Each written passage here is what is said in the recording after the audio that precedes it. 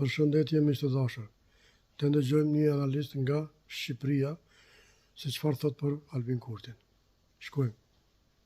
Albin Kurti ja ka dalë që ti mundit gjithë. Kryeministri Kurti ka bërë hapa tepër të mëdha ku asnjë nga paraardhësit e tij nuk kanë arritur. Kryeministri i cili nuk bën pazare me tokën dhe amanetin e të parëve tanë. Kosova është një amanet për gjithë ne dhe duhet ruajtur në këtë kontekst.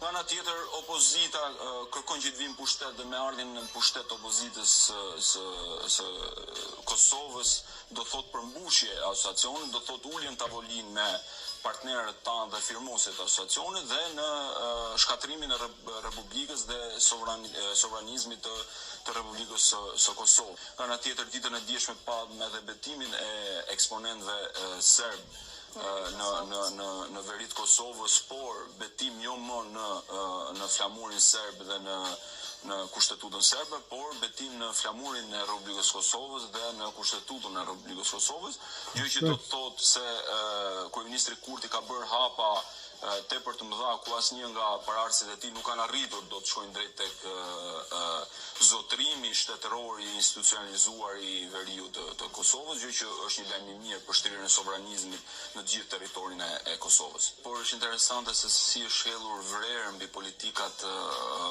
e Republikës Kosovës me krye zotin Kurti kundrejt veriut të Kosovës. Kemi patur qoftë analistë nga Prishtina, por edhe qoftë analistë nga Tirana, të cilët e kanë parë me skepticizëm e përmëtej janë bërë zë propagande anti-Kosovës dhe shtetshmërisë së saj, por duhet kuptuar që Albin Kurti ja ka dalë që ti mundit gjithë të zëra dhe neve na bëhet me dije një pamje e cila do ishte e pamundur nëse fjala vjen kryeministër do ishte Hashim Thaçi apo Ramush Haradinaj apo Isa Mustafa, ja ka dalë që me punë të arrisin në një konkludim ku edhe më të pamundura imagjinueshme që mundonte ishte që kryetarët e komunave me shumicë serbe betohen në simbolet e shtetit që i përkasin. Patjetër krahas këtij shteti mund të jetë edhe flamuri serb, sepse ato etnikisht janë serb dhe sigurisht nuk mund të merrim me dëmtimin e minoriteteve, pasi do bënte një shkelje të rëndë në marrëdhënien ndërkombëtare, por që